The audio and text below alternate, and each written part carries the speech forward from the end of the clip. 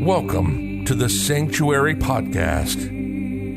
Angel Deer is a medicine man and offers his work on sacred land through shamanic healing, energy healing, sound healing, breath work, plant medicine, and workshops and events. The Sanctuary is a community for all those who seek healing, transformation, ancient wisdom, and a place to come together to create a new way of living and relating. This is the Sanctuary Podcast, and this is Angel Deer. Hello, brother. Hello. So nice to see your face. Same here. It's a privilege to have you with us tonight. For those who don't know, for those who don't know, I know Angel for about 5 years at this point. I was initiated in shamanic wisdom with him, also in shamanic Reiki.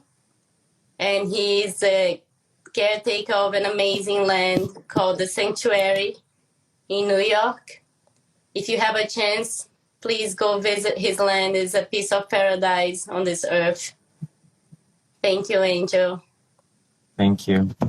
Good to be with you, sister. Yes, and this live is about the Death Talk, which is a project that I'm starting as a death doula. Because I studied in Hawaii with an elder, and I realized that death unites us all, but we don't really talk about it. So I was like, we need to talk about death. And this specific talk that we have this week on Thursday, 7 p.m., will be about cycles.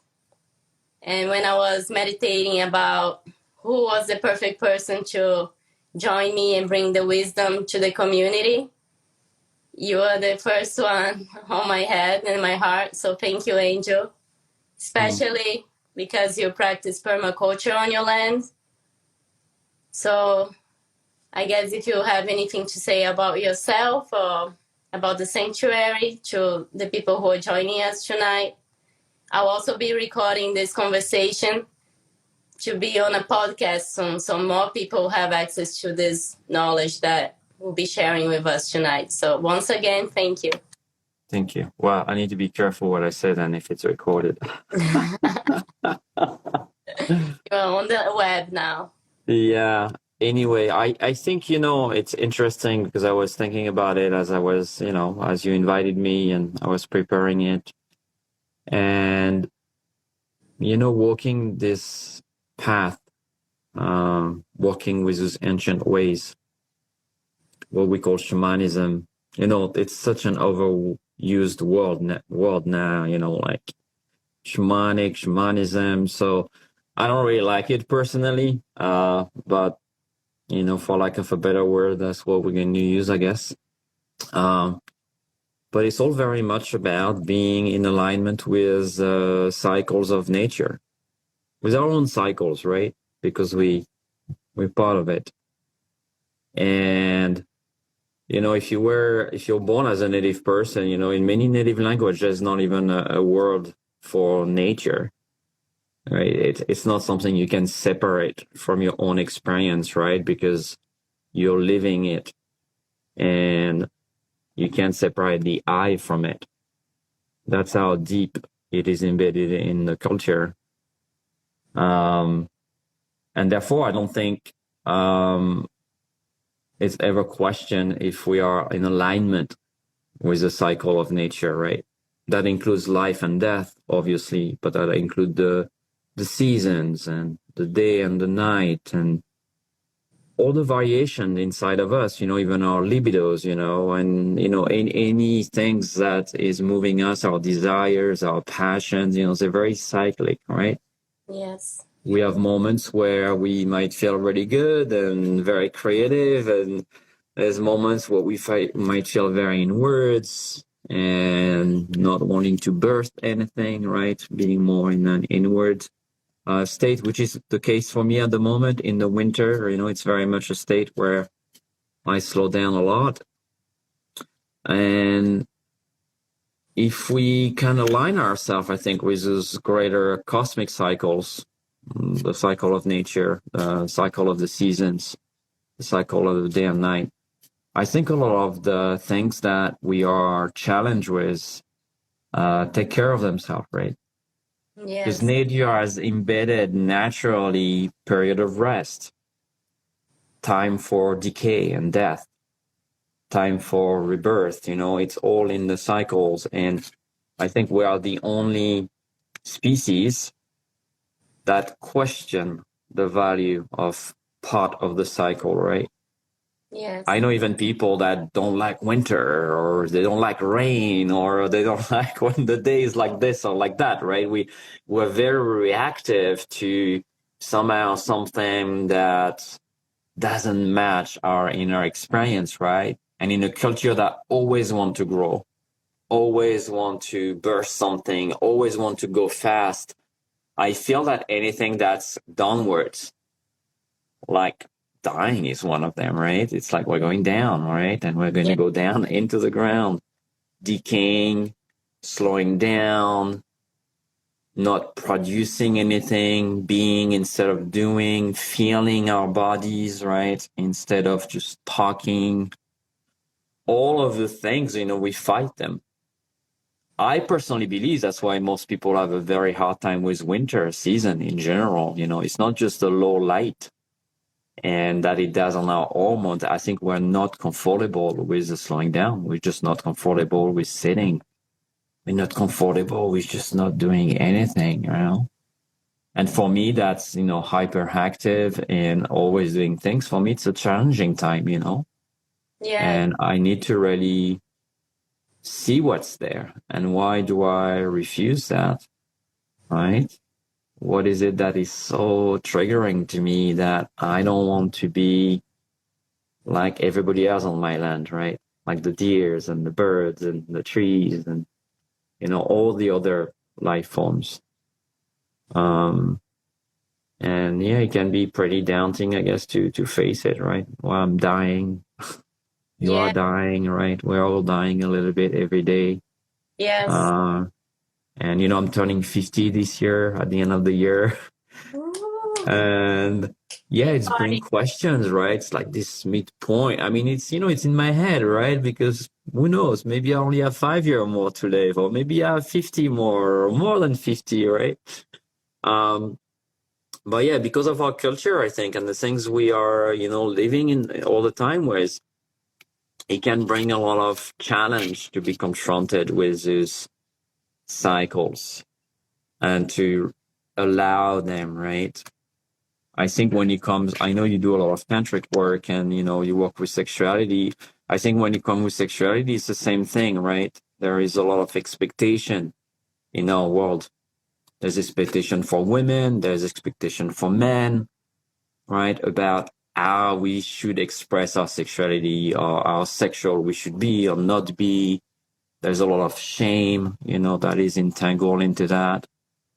It's very connected somehow to our sense of worth. When you grow up as a young man, very often it's like, oh, how many girlfriends did you have, right? How young were you when you get your first girlfriend, right? There's a lot of sense of identity and power that's connected to that, right?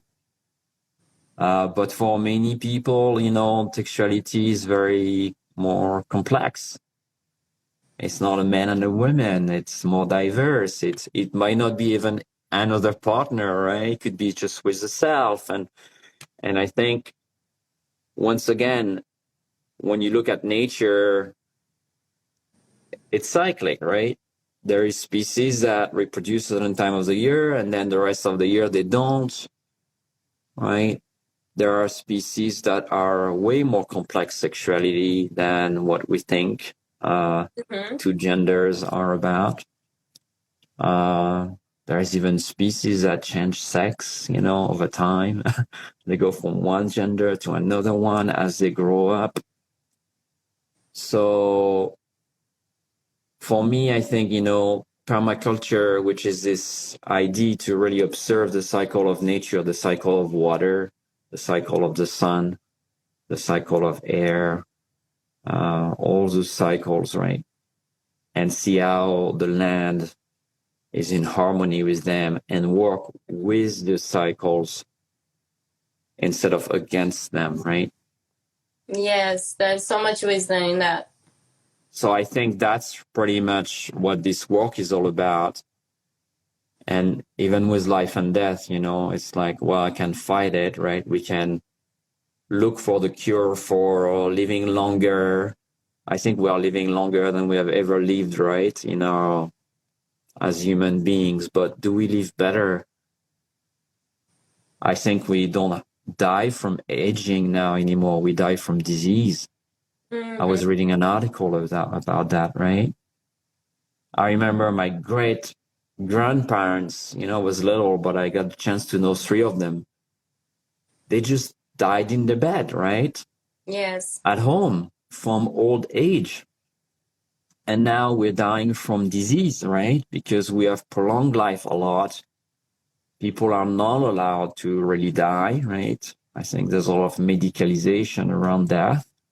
Absolutely. And people die in hospital bed, far from their families and in environments that are not very loving, because their loved ones cannot always be around. And, because we are refusing this cycle, right? We're refusing that, well, one day I'm going to be an old man, right? Someone might have to feed me. I might have to wear diapers again, like when I was little, right? Can I accept that, right, as part of being alive, right? Or will I be in a constant fight about what I should be because I'm this age, right? Yes. And how my health should be, right? Mm-hmm. It's all because we are not accepting that we are in those cycles and we want to play God, right? A little bit. We think we're better than that. We have more power over it. Yeah, you mentioned a few things that really speak to me, especially, for example, the disease and how the disease starts. I study Reiki with you, and then we see the impact that emotions have on our bodies. And personally, I feel that a lot of those emotions are this resistance to change. For example, relationships. There's beautiful meetings that we have with people that we fall in love and then we grow with them. But eventually, everything that we love, we lose one day. And I feel that some relationships end and they have this expiration date because you had something to work on with that person.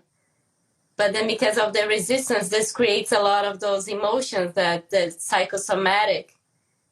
And it can bring a disease because ultimately we're not addressing the source of that, the root of that, which is attachment, resistance to change, when it could be, what is this relationship? What did it bring to me, right? Like, what was the wisdom here? And acceptance and surrendering to the natural cycle of understanding this started one day, it was beautiful, and now it's coming to an end.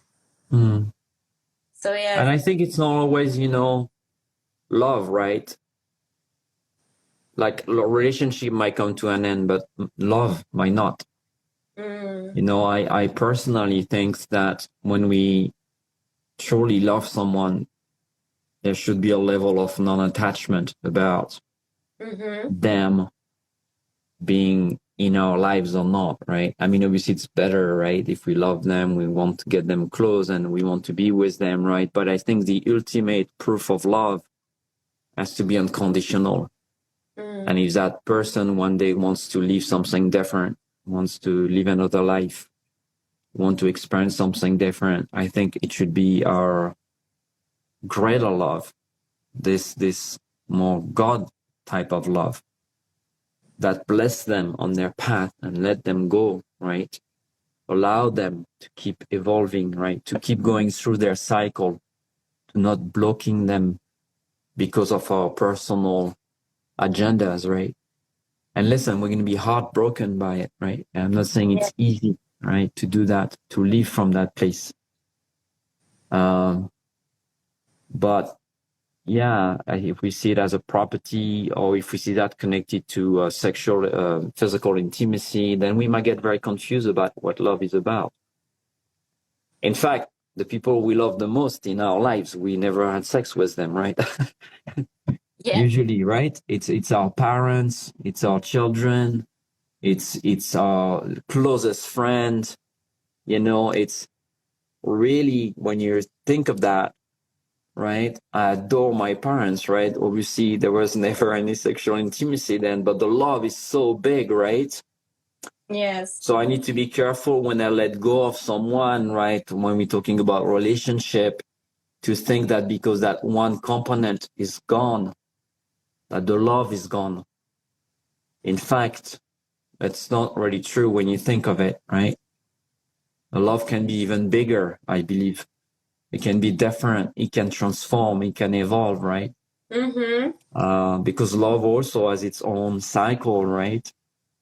You know, as life and death, as disease and wellness. But we have a hard time with that because, you know, I think mainly because we learn love through romantic comedies and things like that, which is not really love, right? Yeah. We It's learn a fluctuation of the heart for a temporary moment, but it's not what I would call greater love, right? Yes, I feel that we learn that the need versus that I am love. Yeah. And loving the experience as sacred. And same if you go back to death, death is sacred, birth is sacred. It's part of the human experience. So it of course comes with grief when we go through those little deaths.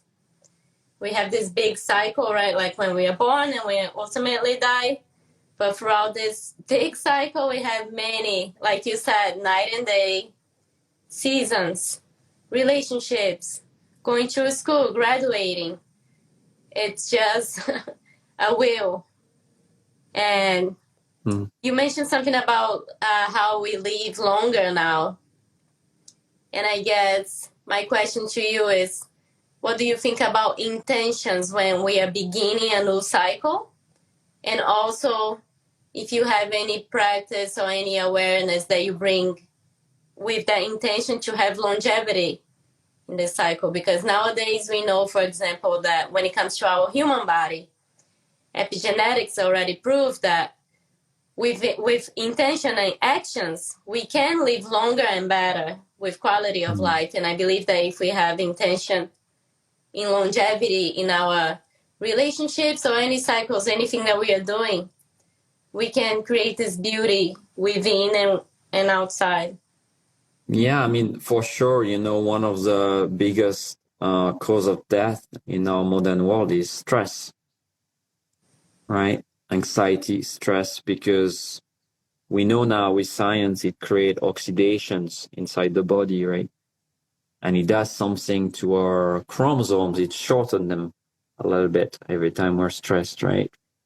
And over time, in that shortening of chromosomes, you know, will bring death to come, right? It does shorten our life expectancy. So personally, I'm not interested to know if I can live longer. You know, I'm interested about my quality of life, right? My time here. Because, you know, there's many things I don't control. I could get sick or I could get hit by a car or, you know, things can happen. But I'm interested about the quality of my living. And when I think quality of my living, you know, it's directly connecting to the quality of my relating with others. You know, I think a lot of the things that is missing in the discussions around longevity is the discussion around community, around what's around me, right? What's the point to live 120 years if it's to live, you know, in a home where you're going to be alone?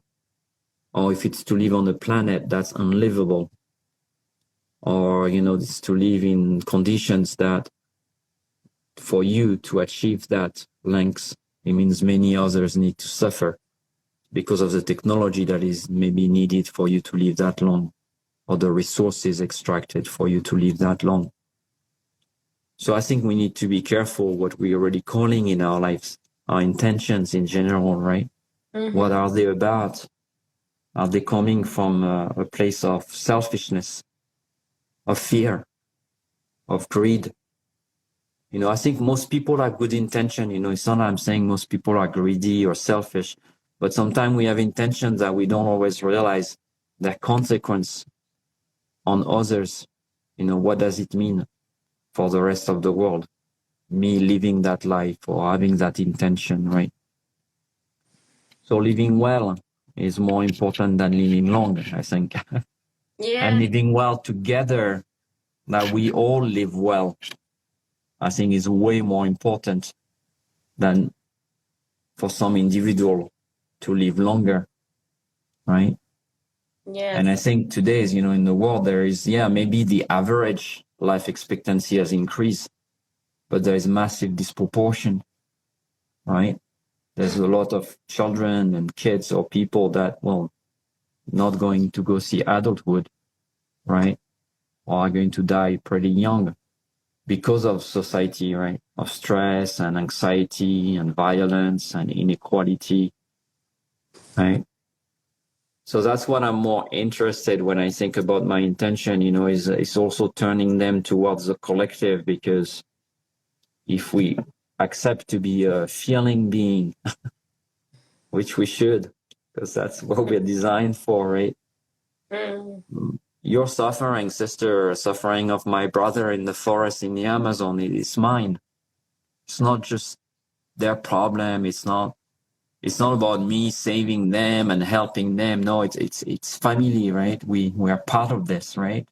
And as long as they suffer, I suffer. And that's how I see it, right? However privileged and sheltered I'm going to do my life, that's going to catch up with me one day, because they are relatives, right? They are brothers, they are sisters. I truly believe that, right? With the same blood, we are so related, right? So when we look at our own intentions, every time we rebirth, every time we enter something, I think it's important to see what we call in our life, what we want, what we desire, but how is that connected to the collective? How is that going to help the collective rebirth, right? Or support it, support other people's intentions, right, in that process? Because then I think we find more joy and meaning in life, right? Because it's all about meaning at the end of the day. You know, people, every time they join my school and we do classes, and they often join this path because they want answers to their question, the big question about life and purpose. And I always feel bad because I'm like, oh my God, in fact, you're never going to get answers. You're going to get more questions. Yes. I was thinking about it this afternoon. I have more questions in my head than I ever had, you know, in my life, you know. Because I'm opening to so many things, right? To the mystery, and the mystery is not answered. But what it is about, it's about meaning. You know, and meaning is not answers. It's not. In fact, it's usually about better questions, if you ask me. Yeah. That's really what those intentions are about, right? Better questions. So there's more meaning. And less answers. Yeah. We don't like that, right? I love that, and I feel that brings me to surrender, because I feel like birth, life, death is a big school of surrender. There's no other way, because, like you said, well, how many years am I going to live? Another 50 or 5 hours? Hi, my name is Gabby. I'll die, and I don't know when. Your name is Angel. You die, and I don't know when. And I feel that this surrender also brings, when we are really aware of it, it brings this presence, right? Like the presence with my own self, and understanding that we are connected as a spider web. So how can we bring more balance to this life so that we can all live a better life? Our biggest teaching that I gained from our shamanic Reiki, from our Reiki initiation a few years ago, was the teaching of belonging. it's so powerful because you mentioned community, and I had a time in my life that I didn't feel that I had belonging in a community, and I didn't even feel like I belonged with myself, with my body. Now I look back and I'm so grateful for this container that you created and some other people create. And that's the goal of the Death Talk, is to create a community where we have a safe space to go deep into these questions, because like you said, there are only more questions. And this is just surrendering to this question, surrendering that not always we'll have answers, not always there's a why. Nobody that died came back to tell us what's gonna happen after that happens. And what I believe, brother, is that these little deaths that we go through, the cycles, it's a big school of surrender to the big death, the ultimate, I call it the ultimate orgasm, like the climax of life. Mm-hmm. So how do you practice surrender in your life? Do you have anything that has helped you? Any specific story that you want to share with us that you had to no other way but surrender? And how did your heart break open through that? It's a tender question, right? Because I guess, one of the things that comes to mind for me is living with pain, living with chronic physical pain, which is my case, right? Mm-hmm. I've tried to fix it for many years, right? At war with it, right? To try to be better in my own body, right? And it is better than it was, right? But the pain is always there, right? There's not a moment in my day when it's not there, right? So it's always there, right? And that taught me, at some point one day I remember clearly, like, I had to really ask myself, okay, if this doesn't go away, what is going to be my life? How do I live my day? How do I find joy? How do I find gratitude again? How do I find even meaning to be in a body that is in such pain sometimes, right? And I had to accept it, that maybe will never be fixed, right? That maybe I will never be back to whatever back means. We want to be back always. We felt one day, but my body, is different today than it was yesterday and 10 years ago, and so it's never going to feel the same, right, as it was feeling, right? So I just had to surrender into it, to accept, right? And in fact, when we get to that place, it gives us more space. It's tender. There's grief there. There's crying. There is tears. There is rage, right? Mm-hmm. There is this inner battle that's unresolved, and you're on your own inner one that you're fighting. And when I started to surrender more to it and accept more to it, it connected me to the pain of the world, to the pain bodies, the other pain bodies, people that live with pain way longer than I do, and we make way more pain than I do, right? Because here I had this opportunity to have an experience of what it feels like to live that way. Something you cannot just take away. You take just one pill and you're good with it, right? And it's gone. Or it's just a bad day because you carried some wood and then you're in pain for a day. No, not that kind of pain. The one you go to bed with, the one you wake up with, the one that wakes you up at the middle of the night. So pain become your companion on the road in that cycle that I am in, right? I don't know for how long. It could be until my last breath. It could be for one more year. I don't know, right? But for now, in this cycle, I have to live with that, right? And my work is to find a good relationship. Like with anything, right? It could be shame, it could be grief, it could be, depression, anxiety, anything we're experiencing. Really, what we want to find is a place of good relationship with it. It doesn't mean comfort. People think, oh, good relationship, it means we're going to go party together, right? No, sometimes we just sit together and we just hold hands and we just cry together, right? Yes. So I think, deepening that relationship to the body. And like you mentioned, I don't think we can really belong in this world if we don't belong fully in our bodies. We're going to look for a place of belonging, forever, and people, because we just can't belong in this vehicle, right? In this physical body. You're listening to the Sanctuary Podcast with Angel Deer. While you're listening, browse the website at www.thesanctuaryheal.com. And very often, most people that don't belong in the world and keep searching for it, there is deep pain in the body, right?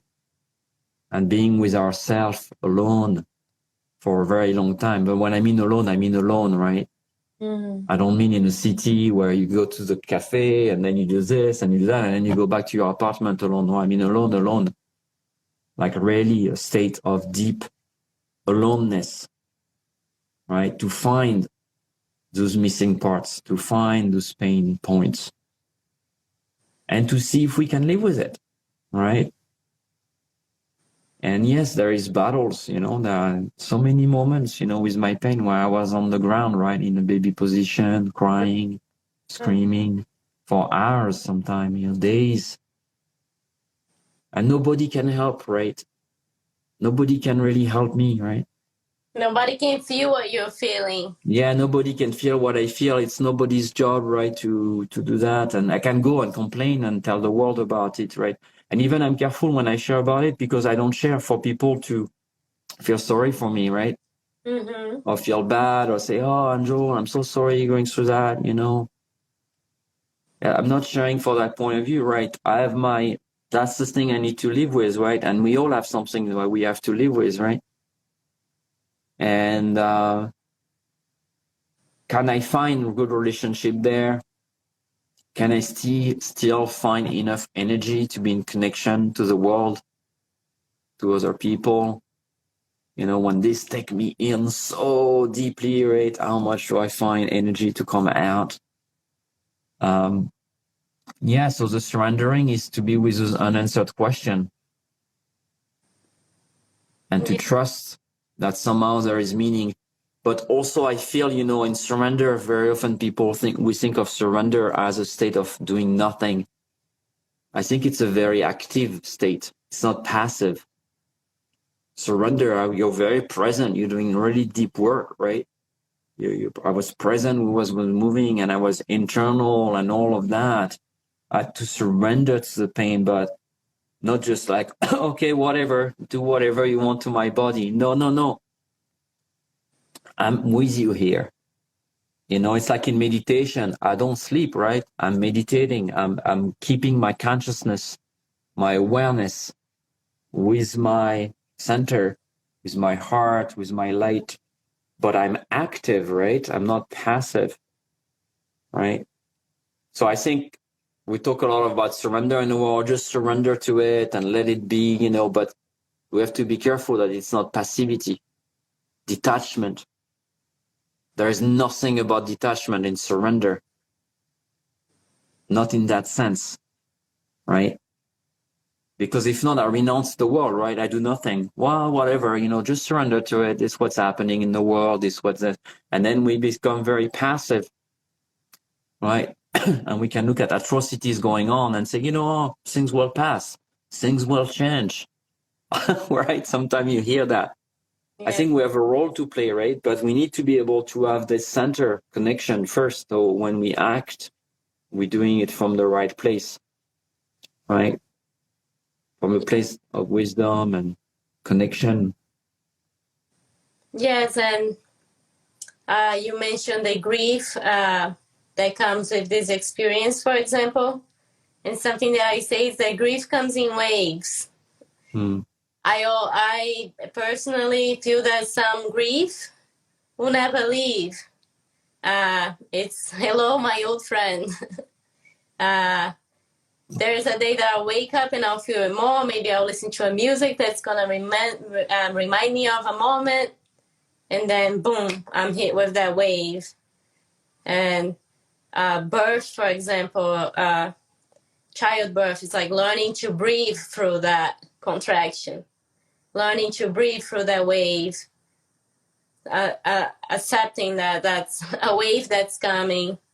And I feel that society now has a hard time with grief, like understanding the concept of grief and holding space for grief, expressing grief. You recently made a post on your page that I thought it was fantastic because it was talking about creating space for the masculine to be vulnerable. There's that phrase, right? Boys don't cry. And that's so toxic in this culture because can we just allow, like you said, brothers and sisters, human family, can we allow grief to be expressed? Like when a baby is crying, there's this rush to put a pacifier there, to give a snack, to say, no, look at the sky, it's blue. Distraction from the grief. That's not allowing that. I feel that's part of the surrendering, right? Allowing, acknowledging that, yes, there's a lot of pain here and I don't know if it's ever going to be done. Yeah. And to be okay to walk with it and be with it. And it doesn't mean that we can still not live a good life. I carry a lot of grief, and it's something, I don't know if it's in my design or since I'm little, but it's always been something for me that was very big. I always found the world a little bit overwhelming, and a lot of things makes me sad, right? Most people that know me, even some people that know me well, they don't know that I always have this deep sadness that I carry around, right? It doesn't prevent me from doing my work, from doing my offerings, from teaching, from writing, from being here, right? Yes, I feel that you inspire me every time I read your book. I feel Thank you. Your heart on those, and I feel that you... Yeah, but what I want to show is that we can live with struggles. We can live with being deeply human. For me, it's grief, and it's, being in a world that's sometimes very overwhelming to me because of the way I see the world and the way I relate to it. But still making the commitment to show up for this life, to be engaged with the world, to be in service of the world and others, People could not believe that I went through a depression last year, right? Very dark depression, right? But I still was able, to be in service of, 3,000 or 4,000 people, right? Because I believe that we can still show up. And in fact, that when we are in those states of turmoil, those places that are unresolved in our life or in our heart, it doesn't diminish our power. Quite the opposite. In fact, I was more connected to my clients, to the people I work with, because of the immense struggle I was going mentally and physically, right? It gave me a different type of skill to access that. And I think that's what's missing in our world, right? Once you have depression, or you're heartbroken, or you have anxiety, somehow you're useless to the world, right? Somehow you need to be medicated, or you can be part of this or that, right? Because you're joy breaker, right? But how do we include the broken parts of ourselves? Is how do we include people that are broken into the world? It's the same, right? Not that I think anybody is broken, but when someone is different, I think people bring a wisdom that only them have. And I think someone that's going through deep grief, someone that's been confronted with death, someone that's confronted with their own illnesses, I think their heart is wide open. And we want to be around people that have their heart wide open, right? Yeah. We want to know the wisdom that is there. They're not lost. They're not lost. In fact, they're closer to God than anybody else in that moment, right? We know that when we're in the depths of grief, there's also something very tender that's when we're very raw, right? But we're very authentic. We're so present, right? Because the body is just taking us in. And I think that can be a gift too, right? So when I did my offering, as I was in that state, my offering were richer. My words were more authentic.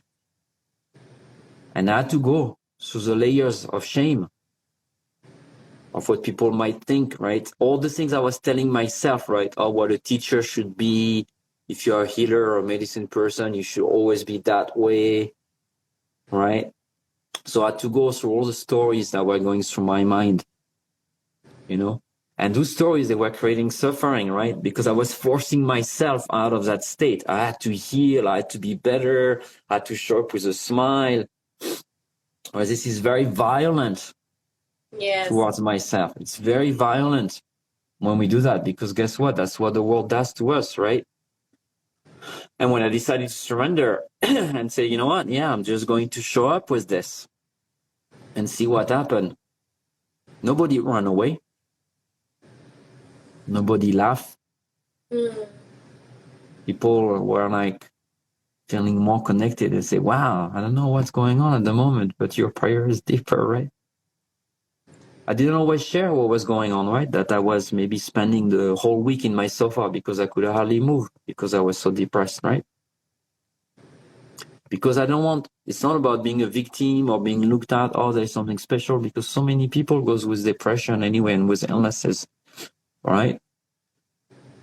But it was to show that it is possible to be this and still be in connection, still belong to the world, still have gift to offer, still have light to shine, right? That pain carries so much light, right? That grief carries so much of it, right? We know that when we're, we're around people grieving, or when we just lost someone in a family, the whole family get together, right? And there's deeper heart connection in those families, in those moments around the dead one, than there has ever been in 40 years. People say things that they have on their heart that they've never told. So we know it works that way, right? We've experienced it. We feel it, right? But yet when it comes to us, when it knocked at our door, when grief is there, or pain is there, or depression is there, or addiction, anxiety, whatever that is, right? We hide because we're told to hide. We're told there's something wrong. We're told there is a disease name for it, right? There's a name, a pathology, pathos, right? Something wrong, something sick. In the work I do, in shamanic work and the work with my elders, they never see it that way. I never heard that I was sick. I never heard that I could not run that prayer or that ceremony or serve that medicine. Quite the opposite. Because I know my heart is open to the Great Spirit, that I'm being humbled. And in fact, the place of humbleness is the place of power, is the place of medicine. But I need to remind myself that when I forget, right? And I need to remind you and my brothers and my sisters when they are in that place, right? Yes. Right? Because we forget and the world is going to make us forget about it, right? Yes, I love everything that you were sharing. So, as you were speaking, some words are coming to me, like, first of all, finding inspiration, becoming more human, right? Becoming more inspired. This is the human experience. And also vulnerability, because you mentioned shame. But when you express what's going on, when you're vulnerable, then you find that you are supported, even though nobody can feel your pain. You are supported. You are here now, in this beautiful experience that is life, that uh, gives us all these different nuances, this different wavelengths of going through it. And yes, I feel like, for example, sometimes if you go through a breakup, someone may say, I'm so sorry that happened. Uh, anything really, but especially breakup is coming up to me now, because like, I'm so sorry that happened. And sometimes you're like, I'm happy that it happened that way. Mm. And even at the moment of the death, I'm so sad. I have all this grief, but I'm so happy this life happened. And I got to experience these moments with this dear loved one that was in my life. Mm. So I feel like finding the duality, right? I'm feeling so much grief. I'm also feeling shame, but I'm vulnerable. I'm inspired. Just really embracing these waves of experience. And I think, many people don't know what to say or what to do, right? When someone grieving, when someone is sad, when someone is in depression. A lot of people, I think it's our default mode. We're trying to help because we think people need help, or we offer helps that is not requested, right? Sometimes I didn't need any help, and when people offer you stuff or want to do things and you didn't really request it, it's not really for you, right? If you didn't ask for it. I mean, I could see it comes from a good place, right? Place of kindness. But what we really want is just someone to sit there, right? And make us feel loved. Thank you for that there's nothing wrong, right? That I don't expect someone to make me feel better. My pain is my pain, right? My depression is my depression. My grief is my grief, right? You can't really take it out of me. And yeah, I love chocolates, and it might make me feel better for an hour if you offer me nice chocolate, right? And that's always super kind, and I love chocolate, right? But what I really need is your knowing that you're there. presence. The just present, right? For me, I had very, very few people, like literally, max, that were able to show up in the right way. And the reason they could is because they went through the same thing and they knew what they needed at the time. And so they didn't try to give me something that they didn't need themselves at that time, right? There are people that went through tremendous pain and amount of grief, and they were able to just be like, once a week or every 3 days, hey, just thinking of you, sending some love, but not trying to fix, not trying to do anything for me, right? And just knowing that I had this compassionate presence and someone that care, even remotely. So the person that cared the most was not even someone that was close to me, right? Mm-hmm. Always physically, right? But just knowing, right, that this person was okay with me in that state for as long as it needed. That's the other thing, right? Sometimes people feel okay with how you are, but then after a while, they're like, okay, this one is always sad, or this one is always like that, right? People get annoyed, right?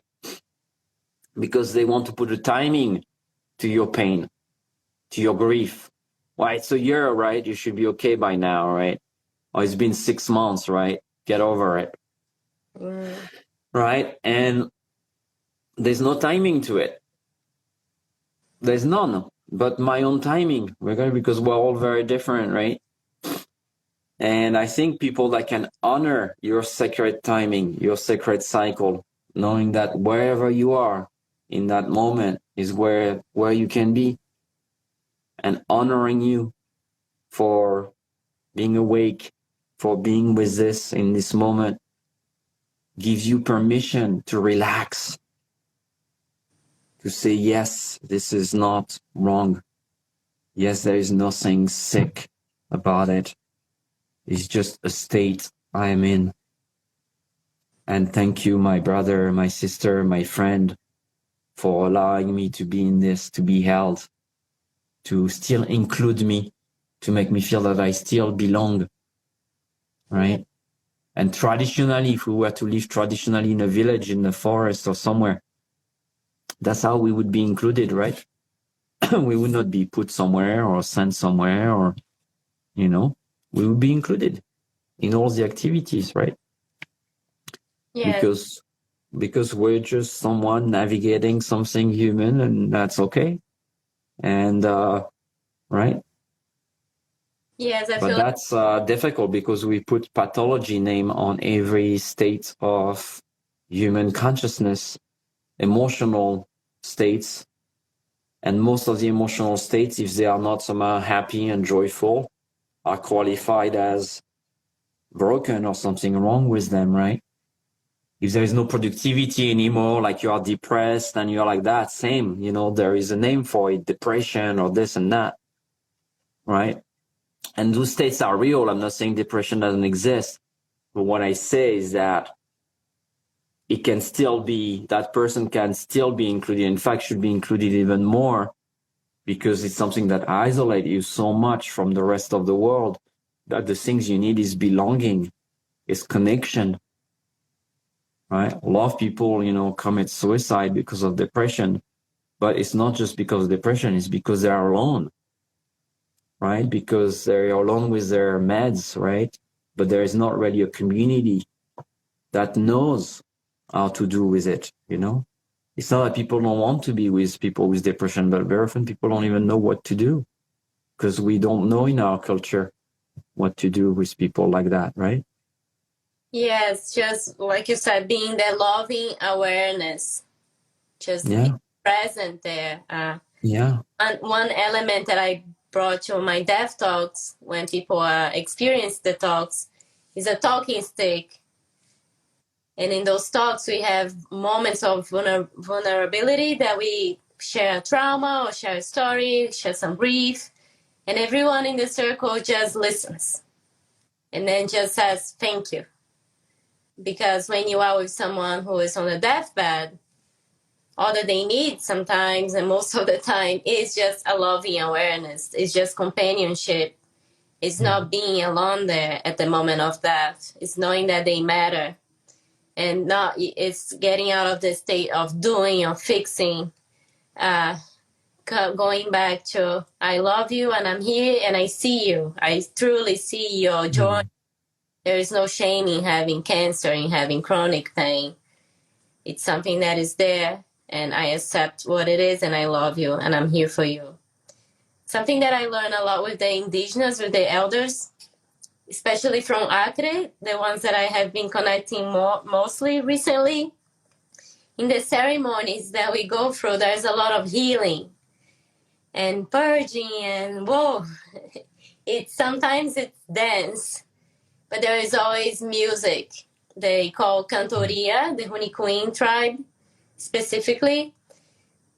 They say that those songs are calling those enchanted beings, and it's to harmonize those moments of density. But that doesn't mean those moments won't be there, but they still bring the dancing and the singing, and it's like we're dancing with our shadows. And I feel even though in the jungle there, they don't have a lot of material things as we do here, I can feel it in my whole being when I'm with them, that they have so much joy, so humble. They also go through their struggles, but every time I'm hearing their stories, they have stories of hope. And like you said, how can I be here traveling to the other side of the world, traveling for days in order to support my community there, so that I'm going through this struggle, that all of us can live a better life. So thank you so much, brother. I want to be mindful of your time. Thank you. Been amazing. I'd like to invite you, if you have any last thoughts or feelings that are coming to you now. One last thought that is coming through me is especially about the feminine now. We spoke about creating space for the masculine, but Mother Nature is cyclical, so we are, and it's that yin energy. And women, we experience our moon cycles every month for many, many years. This moon cycle brings birth, death, rebirth. We have the PMS that nowadays it became a pathology, but it's nothing but just asking us to slow down. Mm-hmm. Slow down. In society now, it's 9 to 5. I have to go to work, and it's not creating space for women to feel the cycle and to be in their feminine energy. And I believe that when we allow the feminine and the masculine to really feel this experience and have space, we can improve as a society, as a collective. So this is coming through me now, and I felt that was important to share.